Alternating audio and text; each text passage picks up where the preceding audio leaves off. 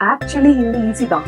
இந்த ஒரு ட்ரிக் தெரிஞ்சா போதும். ஹிந்திக்குன்னு தனியா நோட் போட்டு இது தப்பு இது கரெக்ட் அப்படின்னு ரூல்ஸ் எழுதிட்டு இருக்கீங்க அப்படின்னா கொஞ்சம் பாஸ் பண்ணுங்க. இந்த வீடியோவை ஃபுல்லா பார்த்துட்டு உங்களுக்கு கஷ்டமா இருக்கிற ஹிந்தியை கொஞ்சம் ஈஸியா மாத்திட்டு அதுக்கப்புறம் நீங்க ரூல்ஸ் எழுதுறத கண்டினியூ பண்ணுங்க. ஃபாஸ்டா கான்ஃபிடென்ட்டா ஹிந்தி படிக்கிறதுக்கான எல்லா டிப்ஸும் ஒரே இடத்துல கிடைக்கணும்னா ஹிந்தி வித் சுபா சேனலை சப்ஸ்கிரைப் பண்ணிக்கோங்க. என்னோட ஃப்ளூவன்சி பூஸ்ட் டெக்னிக் வழியா ஜாலியா ஈஸியா ஹிந்தி கத்துக்கணும் அப்படின்னா ஸ்கிரீன்ல தெரியற வாட்ஸ்அப் நம்பருக்கு வாட்ஸ்அப் பண்ணி என்னோட ஆன்லைன் ஹிந்தி கிளாஸஸ் நீங்க ஜாயின் பண்ணிக்கலாம். பெல்ஜியம் நாட்டுல ஆல்பர்ட் அப்படின்னு ஒரு ராஜா இருக்கார். அந்த ராஜாக்கு ஒரே ஒரு பொண்ணு பேரு சோஃபியா. ஆனா ராஜாக்கு சோஃபியா கிட்ட நாட்டை ஒப்படைக்கிறதுல கொஞ்சம் கூட இஷ்டம் இல்ல. ஏன்னா சோஃபியாக்கு ஞாபக மறதி அதிகம். அதனால நாடு முழுக்க ஒரு போட்டியை கண்டக்ட் பண்ணி ஹெலினா அப்படிங்கிற ஒரு பொண்ணை ராஜா தேர்ந்தெடுக்கிறார். அந்த 7 நாள் போட்டியா?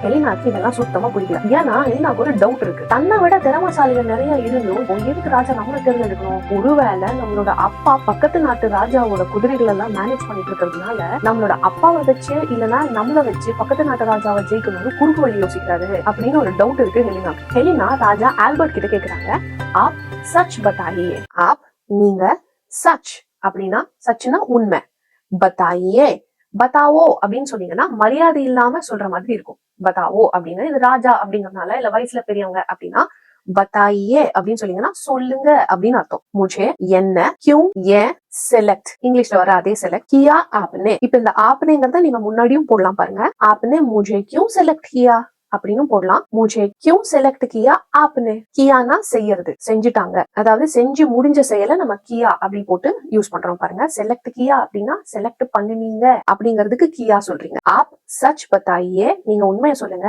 मुझे என்ன எதுக்கு செலக்ட் கியா ஆப்னே செலக்ட் பண்ணுனீங்க நீங்க. வேற என்ன ஹிந்தி தெரிஞ்சதுனால செலக்ட் பண்ணிருப்பாங்க பெல்ஜியம் நாட்டு இளவரசியா. உங்களுக்கு எதுக்கு பிரியா மிஸ் போறாம? ஹிந்தி பேச தெரியலன்னா ஹிந்தி போறாங்க. ராஜா ஆல்பர்ட் சொல்றாரு, क्योंकि तुम मेरी बेटी हो. क्योंकि ஏன்னா तुम நீ மேரி என்னோட பேட்டி ஹோ. பேட்டினா பொண்ணு, தும் போட்டிருக்கிறதுனால நீங்க ஹோ போடுறீங்க பாருங்க. அப்புறம் மேரி பேட்டி. அதே சமயம் இங்க பேட்டான்னு வந்திருந்தா மேரா பேட்டா அப்படின்னு வந்திருக்கும். இங்க வந்து பேட்டின்னு இருக்கிறதுனால மேரி பேட்டி அப்படின்னு வருது. ராஜா ஆல்பர்ட் ஹெலினா கிட்ட சொல்றாரு, சோஃபியா என்னோட உண்மையான பொண்ணு இல்ல, நீதான் என்னோட உண்மையான பொண்ணு. எதிரிகளால உனக்கு ஆபத்து இருக்கிறதுனால எனக்கு அக்கௌண்டன்டா வேலை செய்யற ஒருத்தர் கிட்ட உன்னை கொடுத்து வளர்க்க சொன்னேன் அப்படின்னு ஆல்பர்ட் சொல்றாரு. Smart king. ஸ்மார்ட் எல்லாம் சரி, ஆனா இவங்க பரம்பரையில எல்லார்கிட்டயும் ஒரு கேவலமான பழக்கம் இருந்தது. அது நான் அப்படி ஒரு வியர்ட் ஹேபிட் சொல்றேன். ஹெலினா ராஜா கிட்ட கேக்குறாங்க, उस अकाउंटेंट के घर पर क्यों छोड़ दिया मुझे? उस அந்த அக்கௌண்டன்ட் கே அக்கௌண்டன்டோட घर அப்படின்னா வீடு, घर पर அப்படின்னா வீட்டுல, क्यों ஏன், छोड़ விட்டீங்க, சோடோ அப்படின்னா விடுறது, விடு அப்படின்னு அர்த்தம், சோடுதியா அப்படின்னா விட்டுட்டீங்க, मुझे என்ன.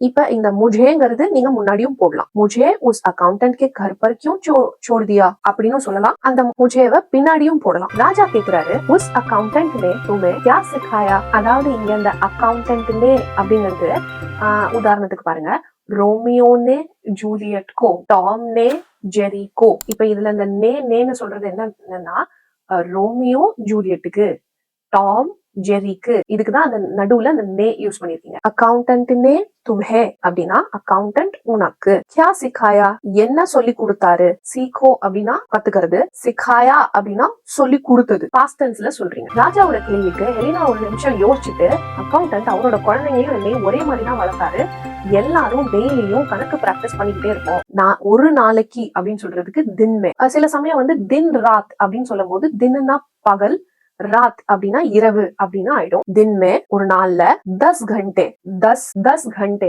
घंटेங்கிறது மணி நேரம். இப்ப 10 அப்படின்னு இருக்கிறதுனால அது புளூரல் இல்லையா, அதனால घंटे அப்படின்னு சொல்றீங்க. சிங்குலரா இருந்தா ஒன்னா இருந்தா ஒரு மணி நேரம் அப்படின்னு இருந்துச்சுன்னா घंटा அப்படின்னு சொல்றீங்க. அக்கவுண்ட்ஸ் பிராக்டிஸ் கர்த்தி ரெஹதி थी. அக்கவுண்ட்ஸ் பிராக்டிஸ் அது ரெண்டும் இங்கிலீஷ் வேர்டு தான். கர்த்தி ரெஹதி थी அப்படின்னா இது வந்து பாஸ்ட் டென்ஸ், நடந்து முடிஞ்சதுதான். ஆனா நான் பிராக்டிஸ் பண்ணிட்டே இருந்தேன், பாஸ்ட்ல நடந்துட்டு இருந்த ஒரு விஷயத்த சொல்றதுக்கு கர்த்தி ரெஹதி थी. ராஜா ஆல்பர்ட் ஹெலினாக்கு தான் ஏன் அந்த அக்கௌண்டன்ட் கிட்ட ஹெலினாவை கொடுத்தாரு அப்படிங்கறத புரிய வைக்கிறாரு. ஹெலினா கிட்ட சொல்றாரு, நீ பிறக்கும் போது உன்னை செக் பண்ண டாக்டர்ஸ் நீ வளர வளர உனக்கும் ஞாபக சக்தி பிரச்சனை இருக்கும் அப்படின்னு சொல்லியிருந்தாங்க. எதிரிகள் யாருன்னு நீ மறந்துட்டேன்னா, அவங்களை கண்டுபிடிக்க முடியலன்னா எங்களோட நீ இருக்கிறது உன்னோட உயிருக்கு ஆபத்தா முடியும்.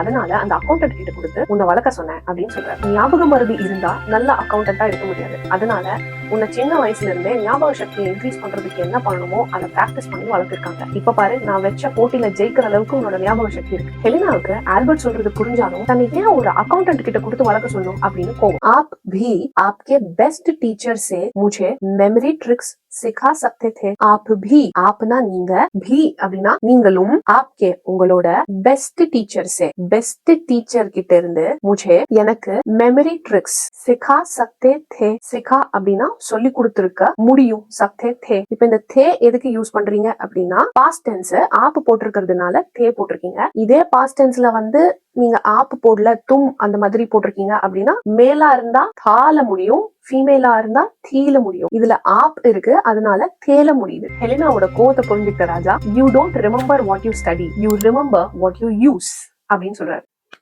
படிச்சதை யூஸ் பண்ணல, அதுதான் எனக்கு ஹிந்தி கஷ்டமா இருந்திருக்கு.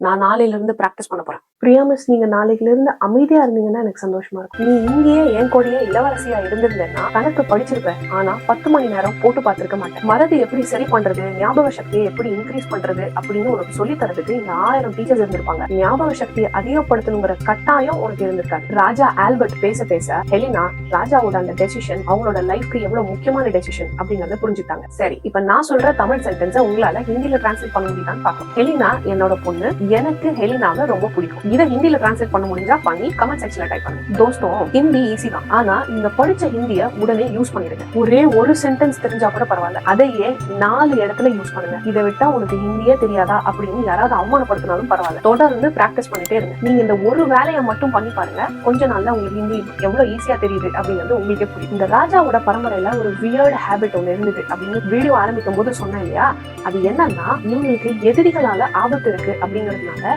இவங்களோட ட்ரெஸ்ல கூட இவங்களோட எதிரிகள் விஷம் கடந்திருப்பாங்க அப்படின்னு சந்தேகப்பட்டு இவங்களோட ட்ரெஸ்ஸஸ இவங்களோட அரண்மனையில இருக்கிற வேலைக்காரங்களோட ஸ்கின்ல தேய்ச்சிட்டு அவங்களுக்கு எதுவும் ஆகலைன்னா அதுக்கப்புறம் இவங்க போட்டுப்பாங்க. Gross human rights violation. Exactly. அது ஏன் எவ்வளவு படிச்சாலும் எனக்கு மட்டும் ஹிந்தி மண்டையிலே ஏற மாட்டேங்குது, சுத்தமா புரிய மாட்டேங்குது.